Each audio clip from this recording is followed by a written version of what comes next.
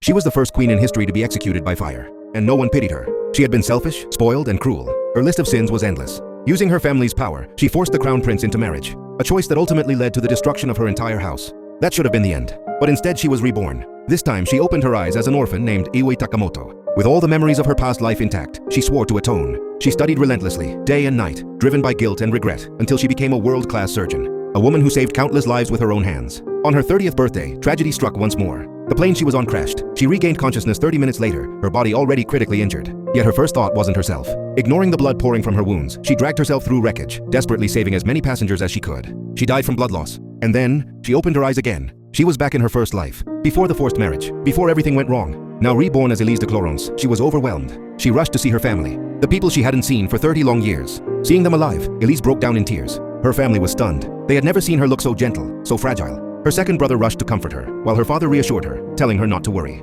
He had already arranged her engagement with the crown prince. But Elise shook her head. She begged him to cancel it. She refused to repeat the same mistakes. 2 days later, Elise and her father were summoned by the king. She was genuinely happy to see him. In her past life, the king had always protected her, saving her from trouble time and time again. Now, remembering his final words, "Please become a good queen," she felt unbearable guilt. Then the crown prince appeared, Prince Lyndon de Romanov. Cold, distant, just as she remembered. When the king asked about Lyndon's upcoming military expedition, a chill ran down Elise's spine. She remembered this campaign clearly. It ended in total disaster. Every soldier died, including her second brother. Ignoring the suspicious stares around her, Elise urgently listed vital precautions and strategic corrections for the mission. The king was astonished. Her understanding of military logistics and international affairs was far beyond expectations. Then suddenly the king felt dizzy. Elise immediately recognized the symptoms. Diabetes. In this era, no one even knew the disease existed. Carefully choosing her words, she suggested it might be caused by high blood sugar and urged him to consult the royal physicians. Once again, the room fell silent in shock. Seizing the moment, Elise explained that she had been studying medicine. Then, with her head lowered, she requested the annulment of her engagement. She admitted her past immaturity,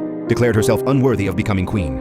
Marriage, she said, was not a game. After a long silence, the king finally agreed, on one nearly impossible condition. She had to obtain an official medical license within 6 months, the most difficult certification in the entire empire. Prince Lyndon couldn't understand her decision. Yet Elise accepted without hesitation. She declared she would become a doctor, that she would save lives. She apologized to Lyndon for forcing the marriage in the past. To her surprise, his response changed. This time, he said he wanted the engagement to continue. The wheels of fate had begun to turn. Soon after, Elise was assigned to work at a charity hospital. The king believed the harsh conditions would crush her resolve. But this was exactly what she wanted. To avoid special treatment, she used the alias Laura. Still, Professor Graham saw through her immediately. Recognizing her noble background, he dismissed her as another aristocrat playing doctor. So he assigned her to the worst ward in the hospital, the place where doctors gave up. If you could return to the moment before everything went wrong, what would you change?